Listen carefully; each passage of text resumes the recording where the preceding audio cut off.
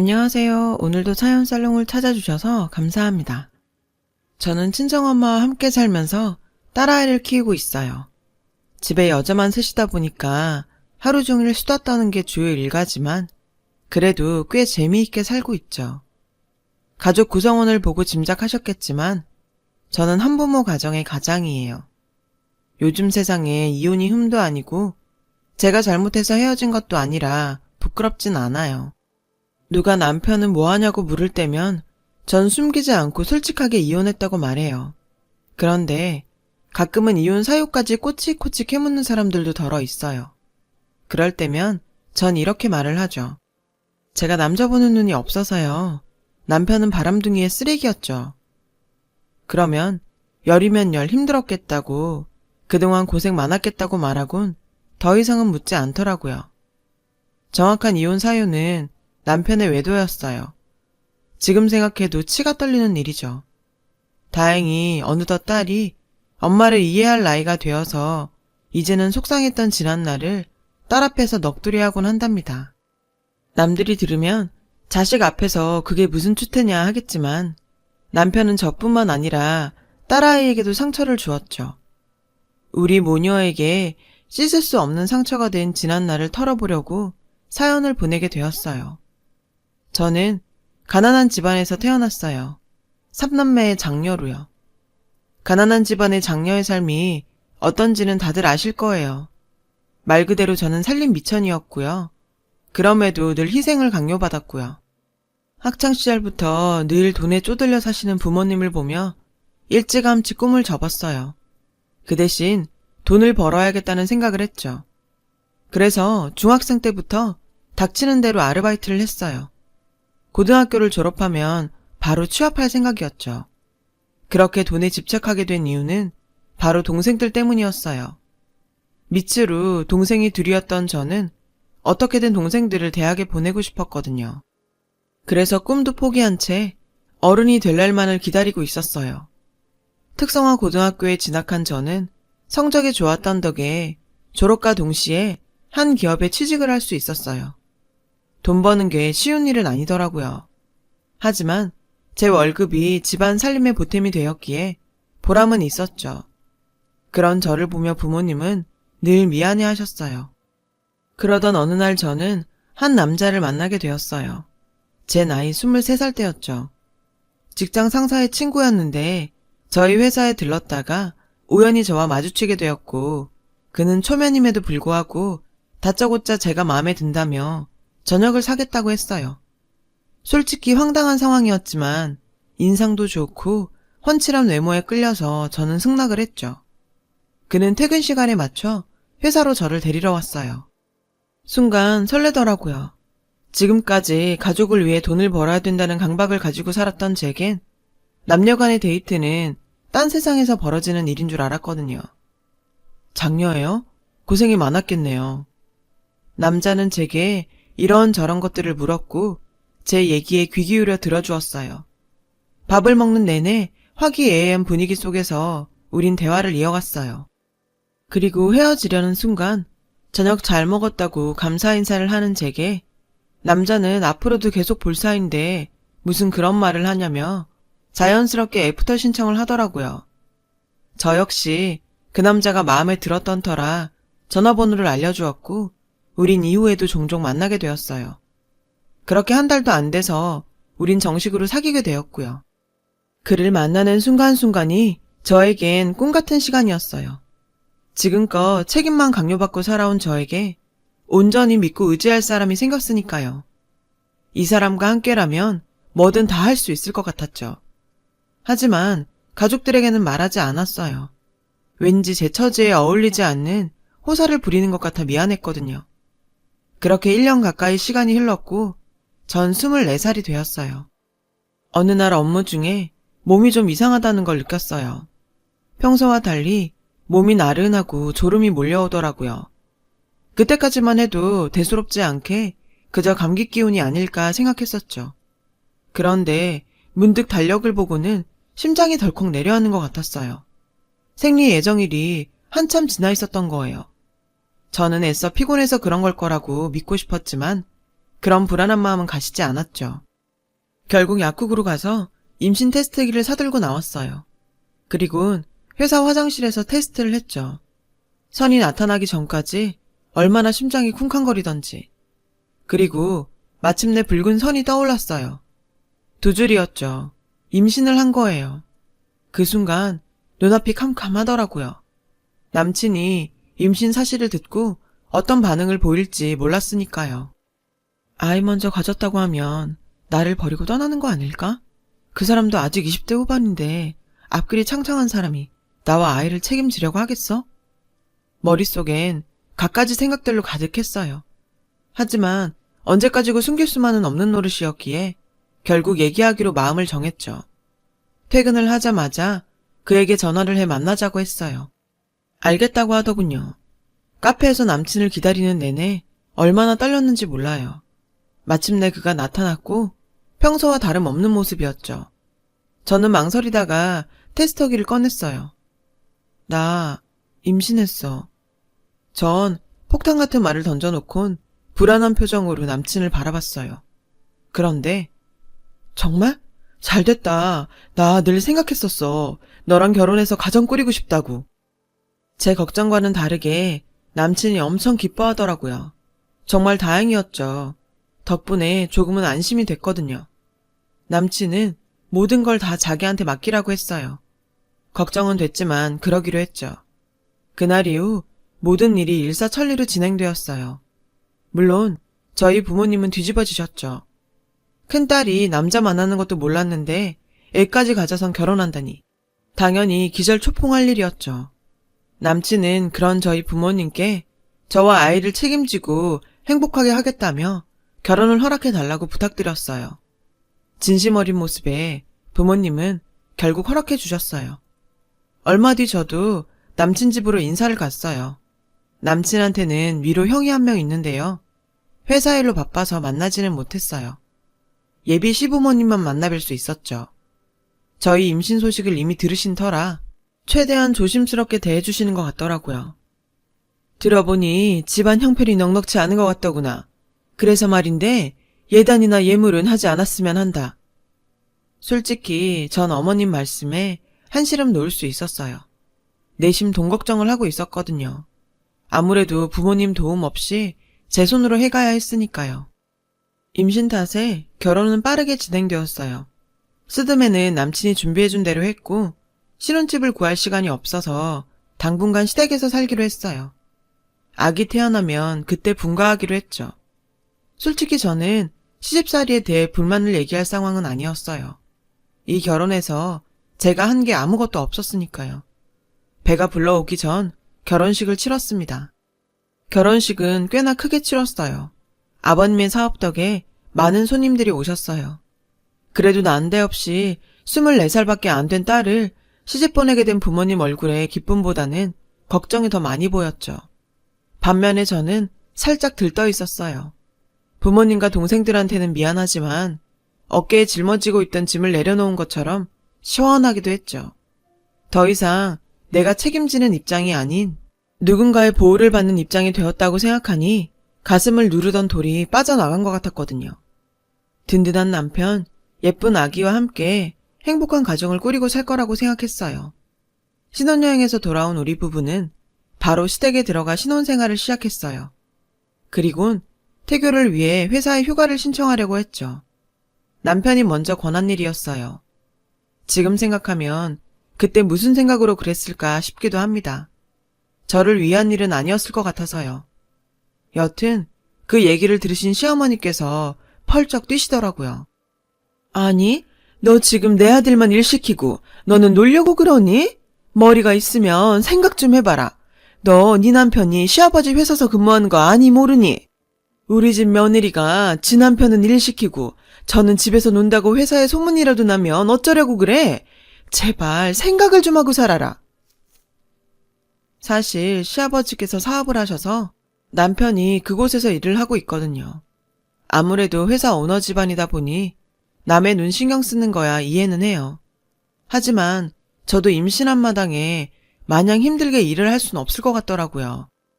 어머님, 제가 부쩍 몸도 무거워졌고 업무가 많아서 힘에 부쳐서요.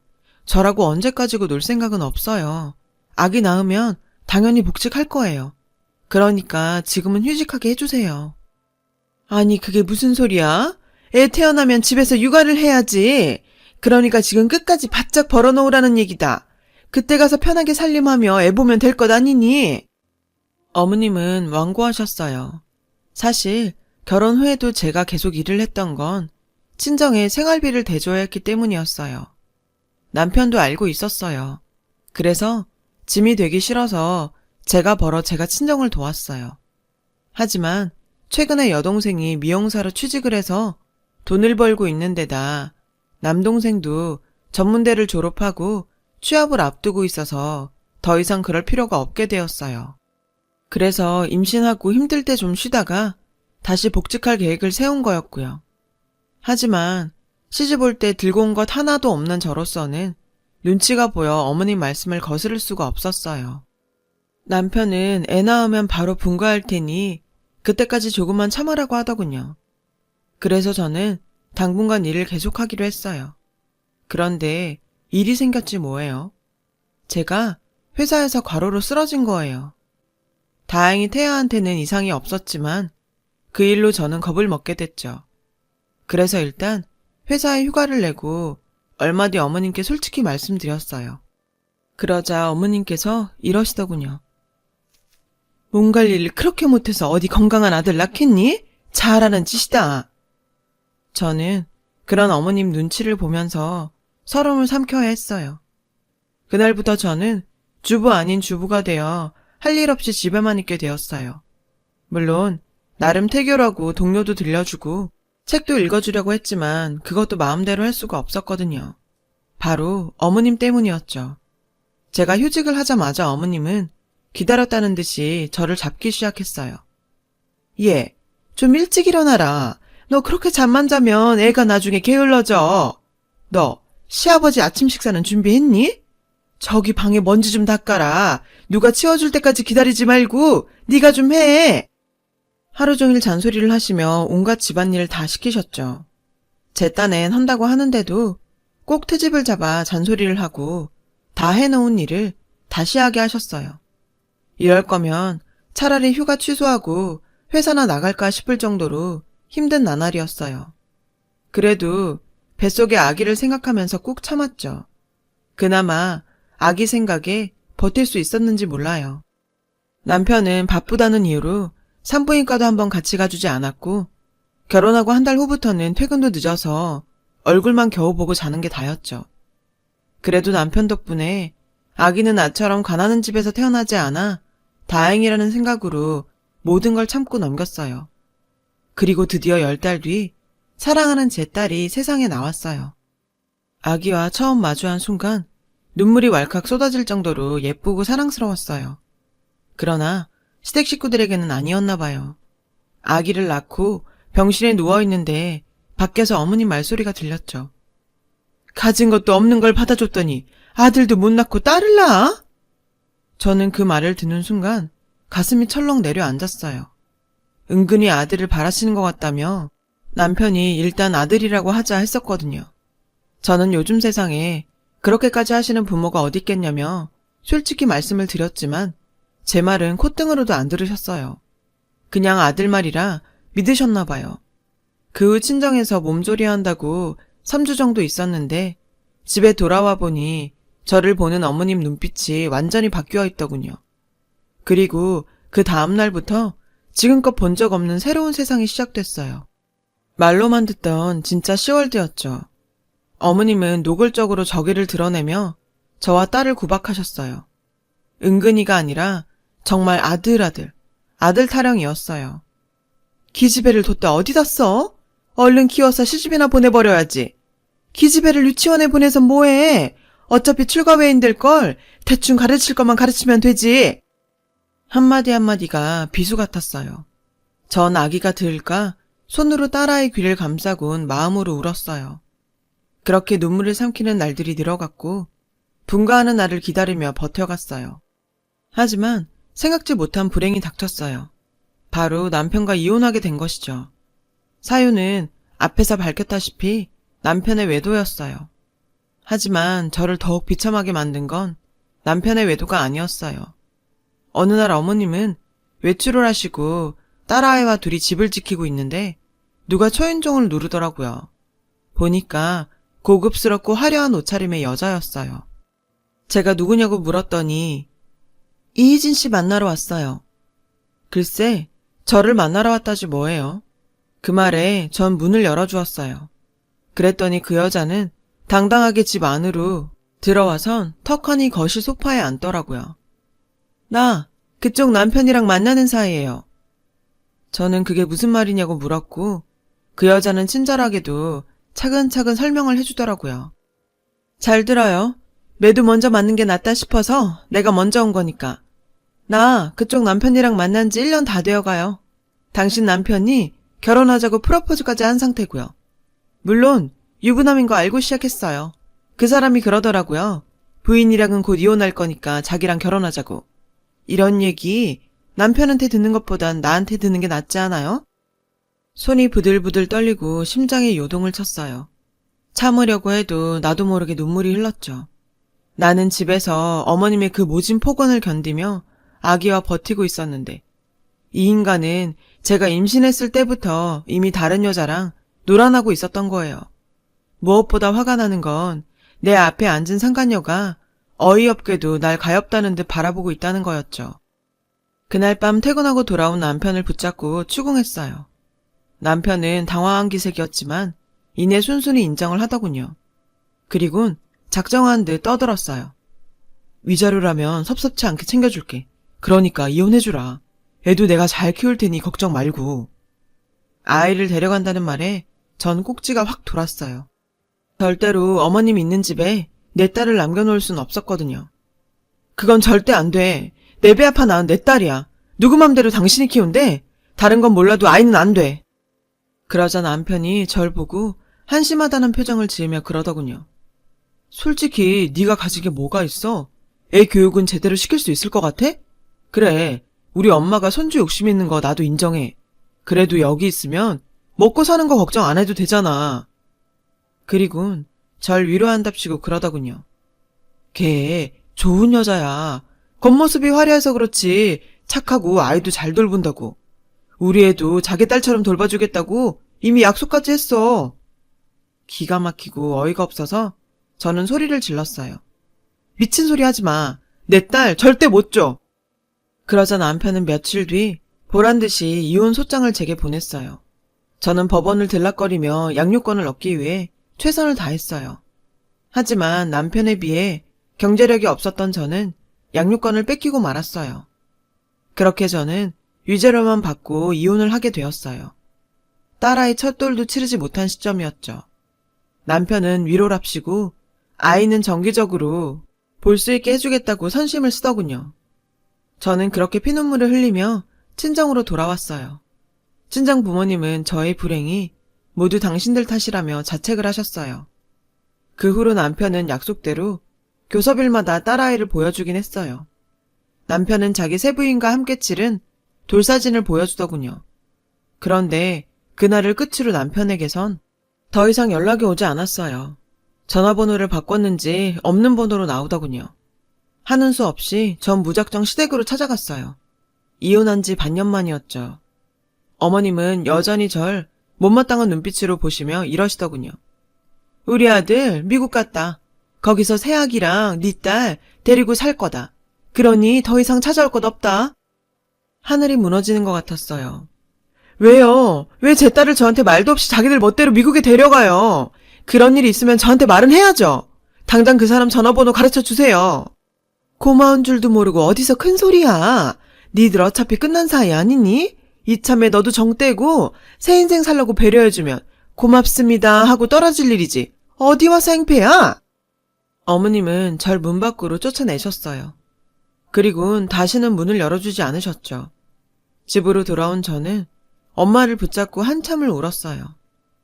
마음 같아선 당장 미국으로 쫓아가서 내 딸을 찾아오고 싶었지만 간다고 만날 수 있는 것도 아니어서 마음만 졸이며 남편한테 연락이 올 때까지 기다릴 뿐이었어요.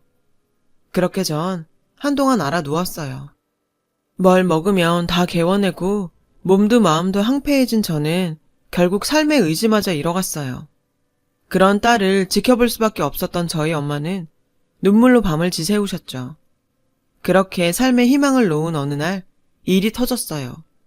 저희 아빠가 시댁에 가서 손녀딸을 내놓으라고 난동을 부리신 거예요. 죽어가는 딸을 보며 참을 수 없었던 거죠. 시어머님은 그런 아빠를 고소했고 제 동생들은 시댁에 찾아가 손이 발휘되도록 빌어서 겨우 합의를 했어요. 그런 모습을 보고 전 마음을 다잡았어요.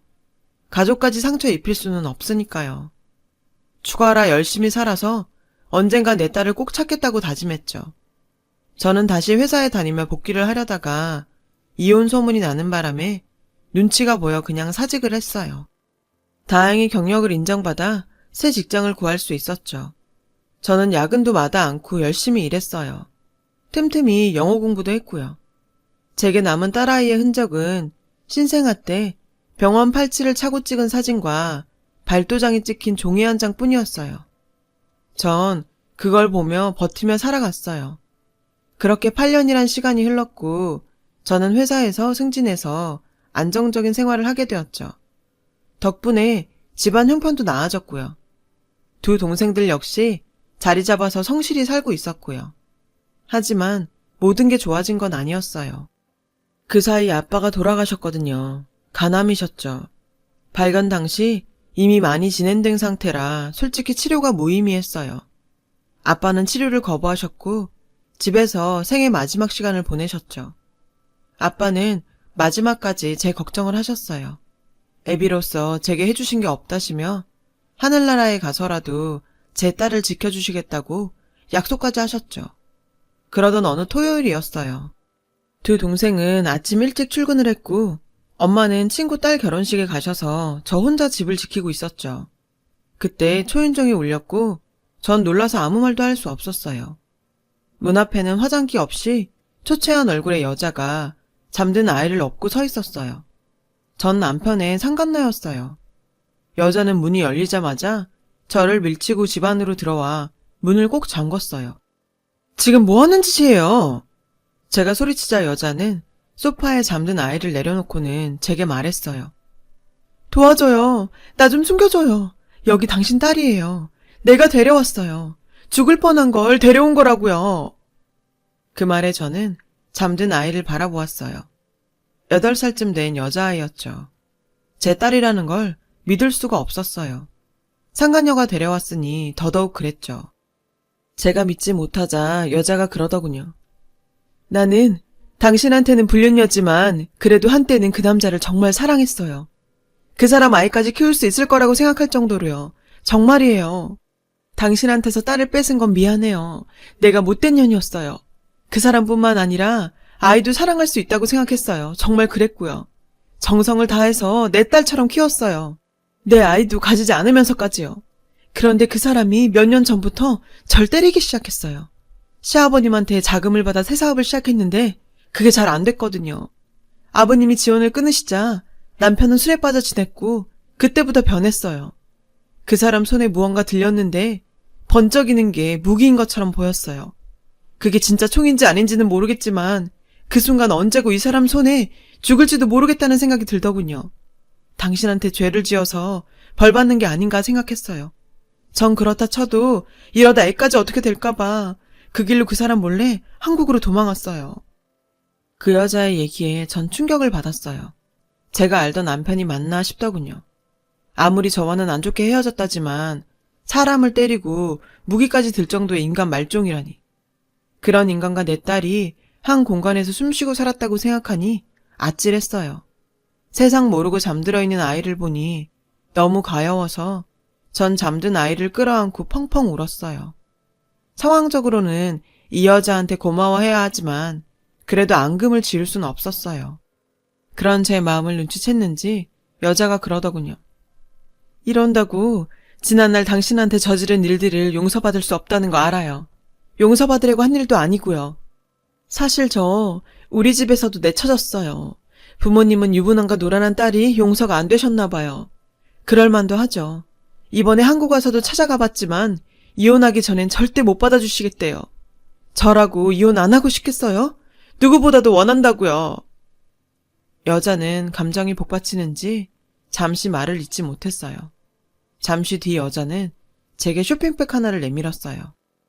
맞을 때 찍어둔 동영상이에요. 맞은 상처를 찍어둔 사진도 있고요. 그거면 친권과 양육권 받아낼 수 있을 거예요. 사랑스러운 아이예요. 눈에 넣어도 아프지 않을 만큼. 그동안 미안했어요. 여자는 울먹이며 무릎을 꿇었어요. 전 가만히 보다가 여자의 손을 잡았어요. 우리가 비록 악연으로 만났지만 이제는 다 잊고 살아요. 내 딸 잘 키워줘서 고마워요. 그렇게 저와 여자는 서로의 상처를 위로하고 위로받았어요. 둘 다 남자 잘못 만난 죄로 악연을 맺었지만 딸아이로 인해 우린 화해할 수 있었죠.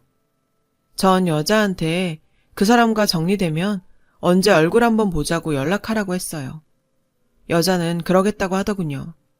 그렇게 여자는 자리에서 일어났고 현관문을 나설 때까지도 아이에게서 눈을 떼지 못했어요. 두 눈에는 눈물이 가득 고여 있었죠.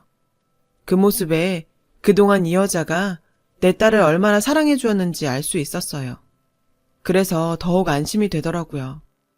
그날 이후 모든 게 쏜살처럼 지나갔어요. 깨어난 아이는 엄마를 찾았고 저는 내가 진짜 엄마고 앞으로 같이 살아야 한다는 걸 알리느라 고생을 했죠. 여자는 아이의 적응을 위해 종종 찾아와 도움을 주었어요. 딸아이가 저를 받아들이기까지는 시간이 꽤 걸렸어요. 다행히도 아이는 어른스럽게 받아들였죠. 그리고 얼마 뒤 전 남편이 한국으로 돌아왔어요. 그리고 본격적으로 그 여자와의 이혼 소송이 시작됐고 동시에 저와의 친권과 양육권 싸움도 시작됐어요. 여자가 가져다둔 증거들로 인해 9년 전과는 확연히 다른 상황이 전개됐죠. 남편은 결격 사유가 많아진 반면 저는 이전에 비해 경제력도 상당히 상승했고 아이를 키우기에 적합한 환경을 갖추고 있었으니까요. 결국 친권, 양육권은 제게로 넘어왔어요. 그 여자 역시 이혼을 했습니다. 전 남편의 잘못이 인정되어 엄청난 위자료를 받을 수 있게 됐죠. 여자를 통해 듣기론 전 남편은 시댁에서 쫓겨나 생활고에 시달린다고 하더군요. 여자는 현재 미국에 거주하고 있는데 요즘에도 자주 연락을 주고받고 있어요. 비록 본처와 상간녀로 만났지만 지금은 언니 동생하며 지내고 있죠. 그리고 딸아이가 중학교에 들어가던 해 저는 이 모든 상황을 얘기해 주었어요. 그동안 내심 두 엄마 사이에 뭔가 일이 있었다는 걸 눈치채고 있던 딸은 말없이 저를 꼭 안아주더라고요. 자신도 많이 힘들었을 텐데 말이에요. 딸아이는 현재 누구보다 밝고 명랑하게 자라고 있어요. 언젠가 전 남편이 연락을 해서는 딸아이를 보게 해달라고 했지만 딸애가 거절하더라고요. 시어머니한테도 마찬가지였죠. 그래도 아빠랑 할머니인데 한 번은 만나보는 게 어떻겠냐고 했지만 딸애는 완강했어요. 그래서 그날 이후로 남편과 시댁에서 연락이 오면 저도 강경하게 안 된다고 거절을 했고요. 확실히 나이가 드니 깡도 늘더라고요. 예전엔 시어머니 목소리만 들어도 주눅이 들었었는데 이젠 옆집 개 짖는 소리로 들리니 말이에요.